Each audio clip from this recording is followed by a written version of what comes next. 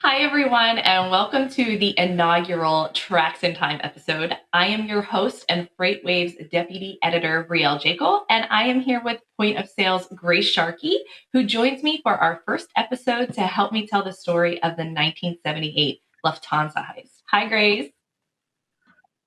Hi, excited to be here. This is awesome. I know, this is such a fun story, so I'm ready to dive into it. So I'm sure most of you have at least heard of, or I'm sure most of you have seen, or at least heard of the famous Martin Scorsese film Goodfellas. But did you know that it's actually based on a true story? And not all the characters are based on real people. They're mostly an amalgamation of different gangsters involved. But the exact storyline is a lot different too. But the heist that itself happens in the actual film follows a real life theft at JFK Airport in 1978. And at the time, it was the biggest heist in the United States history. So that's wild. I didn't realize that was like that big. I didn't understand. I heard after I saw the movie, I found out that it was a true story, but I never even realized that it was that large of a theft. It's funny because it's a small part of the movie, but it's a huge story and a huge piece of American history. Yeah. So right off the bat, I want to say most of our information used for today's episode is taken from the History Channel and very helpful people at the Mob Museum in Las Vegas. So thank you guys so much for the help. So first, Grace, have you ever seen the movie? Yes. Oh, yeah. I've definitely seen the movie. The intro is like one of my favorite parts of a film I've ever seen. I mean, all-star cast as well, right?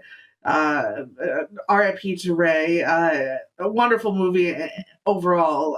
If anyone hasn't seen it, I haven't seen Die Hard. Mary O'Connell likes to give me a bunch of slack for not seeing Die Hard, but this is a movie I think that out-trumps that for sure. I agree. I've seen Goodfellas like a million times, and I have seen parts of Die Hard. Sorry, Mary. So what do you remember about the heist? So it's funny. I saw that question. I was like, I haven't seen it in like at least 4 or 5 years. But the two things I do remember is beforehand, like, which is funny, like them in the bar watching the game and like coming up with a scheme beforehand. And then clearly he's in the shower. But then I think my favorite, like other, besides the intro scene, my favorite scene is kind of the cleanup job that they do at the end, where you just start finding these bodies all across New York. That's like one of my favorite parts of it too. I don't know what that says about my personality, but I just remember that funny scene beforehand when they're like in the bar and just like thinking about a time in life, right, with like cell phones nowadays where like you could just be like mobsters in a bar watching a game and also coming up with apparently the biggest theft of all time during that time. So yeah, that's what I remember clearly from it, and then him hearing it on the news. Right. Well, the real story is kind of even crazier. So I'll get into it. So the actual heist took place on December 11th in 1978. Employees working the night shift in JFK Airport at the Lufthansa cargo terminal, they were caught by surprise when 6 men in ski masks rounded them up at gunpoint and forced most of them into the break room. So the manager was led to a storage vault and forced to disable the alarm. In just a little over 1 hour, the men stole 40 cartons full of 15 pounds of cash and jewels, $5 million in cash, which would be about $23 million today, and $1 million in jewelry. 2 of the masked men escaped in a black van with the loot, while the rest of them took off in a Buick waiting nearby. They left at 4:21 a.m. and demanded that the hostages not call the authorities until 4:30. The hostages did as they were told, and they actually got away with it at first. Yeah, so at first. Yeah. So 2 2 days later, police found the black getaway van parked on the side of a street in Brooklyn. It was parked in front of a fire hydrant, not a joke. Fingerprints and even a footprint were found in the van, and they were a match to Parnell Stephen Edwards, better known as Stax. Quickly after the cops found the van, Stax turned up dead, shot in the head while eating dinner. A piece of chicken still in his mouth. So that scene that you remember at the end, the cleanup, that happens. Yeah. Oh man, that's funny. At this point, the FBI knew that the information needed to successfully complete this heist had to have come from an insider and a supervisor at that. So they had their eyes set on Peter Grunwald, a supervisor for Lufthansa cargo at JFK Airport. They became suspicious of Grunwald after he took a company trip to Germany the week directly after the heist. And he seemed like an easy man to break, and he definitely did. He testified against his coworker, Lewis Warner, who was the inside man for the biggest heist anyone had ever seen in the United States. Warner was convicted, but he refused to name anyone else that worked the job, and he was the only one ever to actually be convicted for the Lufthansa heist. But our story doesn't end there. Finally, in 1980, Goodfellas' main character, played by Ray Liotta, R.I.P., and real-life mobster Henry Hill was arrested on 6 drug-related counts. Soon enough, he flipped on his friends and partners, and the world finally learned the true story behind the heist. Unfortunately, it was too late for most involved, since at least 8 men related to the job were found murdered. Remember Peter Grunwald, the Lufthansa worker that turned on his coworker as being the inside man for the job? Well, it turns out the entire heist started with him. He knew that the airline brought in unmarked cash from currency exchanges overseas from American tourists to JFK. The money would usually then be moved to banks by truck, but sometimes delays would mean that the cargo would be stored at the airport until the next business day. Seems like a perfect opportunity for theft. Oh, for sure. And Grunwald definitely thought that this would be the perfect chance to grab the hefty cargo, and so he brought this idea to his friend and coworker, Lewis Warner. Unfortunately, he chose the wrong partner because Warner was under a massive mountain of debt to a big-time bookie in the area known as Martin Krugman. This is Goodfellas' Maury Kessler, played by Chuck Lowe, if you need a visual in your head. Warner thought that this was his chance to finally get free of his debt, and he stole the idea from his friend, and he took it to Krugman. From there, Ray Liotta, aka Henry Hill, enters the picture. The real Henry Hill was indeed a part of a gangster crew earning money in a bunch of not-so-legal ways. They worked closely with the Lucchese crime family, and this crew was run by Jimmy the Gent Burke, played by none other than Robert De Niro, better known in the film as Jimmy Conway. Remember him? Oh, yeah. Well, they were already familiar with stealing cash from JFK because they were continually hijacking trucks full of merchandise, and they moved it for quick cash, and they knew how to do it very well. They loved big heist ideas, so they created a team. They knew it was going to be the biggest heist that the U.S. had ever seen, so they made a team full of the best guys that they knew. The group pulled off the heist, and it seemed like they got away with it. But the first mistake came that very night when the getaway driver, remember Stax? After the heist, he got drunk, and that's when he parked the van illegally in front of a fire hydrant, and he didn't take it to the scrapyard run by the mob that he was originally supposed to do. So he was the first body to show up connected to the robbery. Thankfully, no victims or hostages during the actual robbery were hurt, but the aftermath of those involved was gruesome. After Stax's death, the bodies grew, and they ended up with a total of at least 9 dead within 7 months after the robbery. Jimmy the Gent, your Robert De Niro, he started to get paranoid that members of the operation would rat on him. And at the same time, he got greedier and greedier for more shares of the loot. Krugman, that bookie who brought the idea to the crew, he started getting loud about wanting a larger cut since he brought the idea to them. And according to Hill, Jimmy the Gent and Angelo Seppi were the ones who shot the getaway driver and then went on to kill Krugman because Jimmy was scared he would squeal. Well, when Werner was convicted in February after the robbery, Jimmy's paranoia only got worse. It's presumed that he killed his former cellmate, Louis Carfora, better known as Roast Beef, not a joke, who was a part of the heist. His wife as well. After Roast Beef told her about and he bought her a custom pink Cadillac. They even drove it near the cargo area in JFK so he could brag to her about the job. Their bodies were never found. Two cargo thieves that worked with the crew and for Air France, they were questioned by the FBI and they refused to cooperate. But even still, they were both found shot execution style in a parked car. A month later, the body of Paolo Licastri was found, and he was a Sicilian drug trafficker. He was the overseer of the heist for the Gambino crime family. It was his job to make sure that the crime family successfully got their $200,000 cut. So it's pretty clear that Jimmy's greed, yeah, is probably the reason for his death. Yeah. I will spare you the details on how his body was found on that one because it's pretty gruesome. All you got to do is Google Paolo Licastri if you really want to know. And then there were restaurant owners Richard Eaton and Tom Monteleone. And they were supposed to launder the stolen cash. And apparently they skimmed some money. And Eaton's body was found in a meat truck. Again, I'm going to spare you the details on that one because the way he was found was not ideal. And then the saddest part, the body of Teresa Farrar was also found. And she wasn't even really involved in the theft. She was just an alleged mistress of somebody in on the robbery.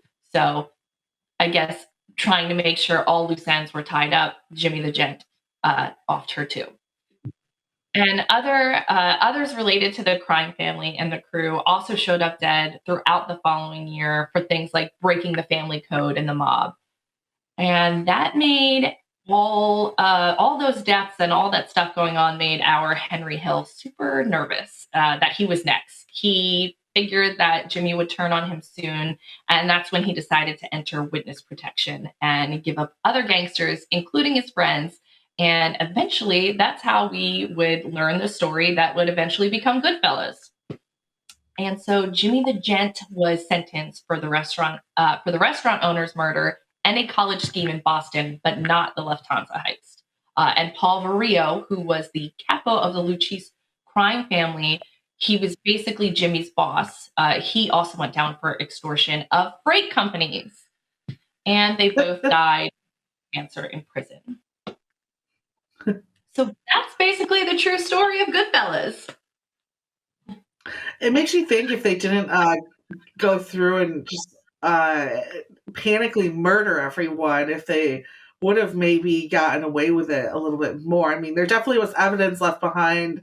It was a sloppy job for such a large amount of money, but it does make you wonder if maybe you weren't so paranoid and killing off every single person in the circle. Right. That's a huge part of it. Getting super drunk and leaving the car in front of a fire hydrant, major red flag, surprise. And all of the information that they needed to pull off the heist was very clearly came from an inside job person. And there was only a limited number of supervisors who would know that information.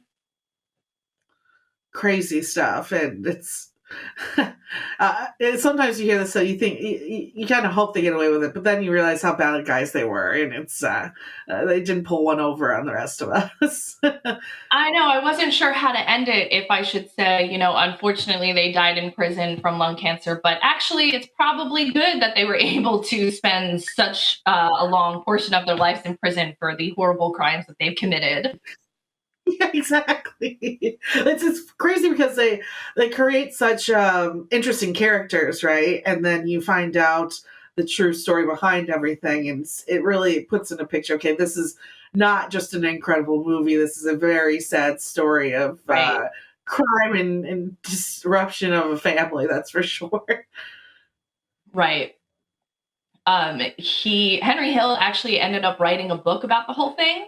And that's how the movie was made. I didn't take as much information from the book because people aren't sure whether how much is conjecture or what. So I made sure to stick with the facts. But it's a wild story, and the deaths involved are pretty crazy. And it's, you see it on your screen, but to actually realize that the mob, at least back then, did operate like it did, it is kind of shocking. Well, and it's interesting too because between like this story and this story, I can't remember what his name is. The story about the man that like stole the plane, right, and like jumped out in Washington. That's another one. But you forget how loose the airlines were security wise, right? Like I wonder if even today you could potentially even get to the facilities that they're able to get to without going through guards on guards on guards. I mean, there's when flight was first taking off. I mean, the airports you could walk in with whatever you wanted and get on a plane and not have an issue. You just walk in and buy a ticket. Or now even these days they would find that suspicious, right? So it's interesting how security has probably helped bring down a lot of easy theft, right? To just pull boxes off of trucks or steal a trucks leaving these warehouses. I'd hope Right. it's not as simple as it is today. It definitely isn't. I mean, especially with technology and the tracking, if you have that as a trucking, and a freight company. But I mean, remember the days when you could say goodbye to a family member at the gate? That's unheard Exactly, of right? And today. yeah. Well, it turns out that we do have a lot of cargo theft happening. Last year, cargo thefts spiked about 15% across US and Canada. And there was a huge surge during COVID as well because, things were backed up and inventory was kind of left sitting around. So a lot of stuff was stolen then. And this report from Noy, who wrote about the data from CargoNet in February, shows that an estimated $223 million worth of goods were stolen across Canada and the US. So it's definitely still a problem. But I'm just wondering how much the mob is actually involved today. Well, you know what is interesting to bring to their point of sale in this show too. I did an episode a few weeks ago on retail crime, and what's actually interesting too about it is laws have changed in a lot of states and federally for what is a misdemeanor and what is a felony when it comes to theft as well. And they've actually seen a huge uptick in crime when it comes to cargo theft too. You're right; they're finding it more and more between warehouses and movements between like distribution centers. But in a retail study, retailers came back saying that they found over the last year became 20. Actually, I think it was between 2019 and 21. It became 26% more aggressive and organized. So to sit here and talk about right this mob aspect of it, it's easier for people to get away with the crimes a little bit more because you're right of all of this movement between distribution centers. You just have to kind of sit out and watch and see what's coming through. But it's becoming more aggressive and more organized. So this last year, they actually put together a law called the Combating Organized Crime Act of 2023, and it's supposed to put millions of dollars towards working with retailers to start eliminating some of these crimes and giving them more visibility and different resources to start combating it. Because even, I mean, someone like Target, a lot of these Fortune 500 companies, they reported had less than 10 people that were in charge of making sure crime and cargo wasn't being taken. So it's upticking, and I think that's there's part of inflation, right? People Mhm. start to get behind on loans. Things get more expensive. People are going to start trying to get items and resell items on the black market in ways that they can. So it's just interesting how even though this happened in the past, it's reoccurring, and again in some type of form. Yeah, and I just want to say that it's ironic that we have this episode today because Lufthansa is actually on our front page today. Cargo Chief von Boxberg is the cargo chief von Boxberg, as she's set to run Brussels airline. So she's being reassigned. So that's big news today on FreightWaves.com. Perfect timing. Yeah. I know, right? And also, air cargo is actually not doing too well. You can take a look at a recent article from Eric Kolsitz on March 16th, where it discusses that the air cargo market may not improve even if the economy does. Yeah, it's one of the most expensive ways to move freight right now. And we talk about visibility. Yeah. It's actually one of the most difficult areas to come up with space quickly. There's a lot of planning, a lot of movement going on. So it is very expensive. So now, I mean, people are going to try to stick to rail, if anything, and truckload, right? To bring up another perfect article, go check out Rachel Premack's Modes today. Rail is going to be the first thing you go to. Truckload is going to be second, and air cargo is going to be one of the last. So we'll see how that affects consumer passenger flying prices. But unfortunately, it's cost a lot for jet fuel compared to diesel or just running on rail at the end of the day. Right. I mean, luckily my flights to Florida next week weren't too bad. Yeah, exactly. Yeah. These little jumper flights. Yeah. You know, my little 2-hour flight isn't costing an arm and a leg. Not like Taylor Swift tickets are. Yeah, exactly.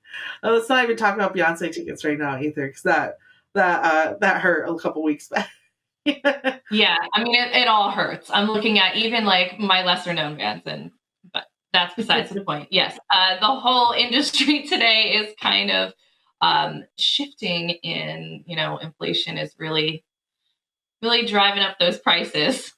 The poor trucking industry, I feel so bad for carriers and whatnot.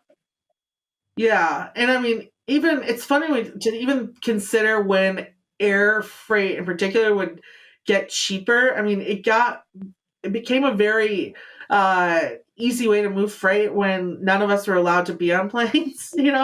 Like there's all this space, so unless we see like another crazy black swan event, I can't find a opportunity where air freight will like be as close to competitive as it is today. I mean, we're talking maybe in high investments in different types of fuels, but like, yeah, it's not going to be competing anytime soon. But I will say, and like you said earlier, it's definitely, I think, more shielded and guarded.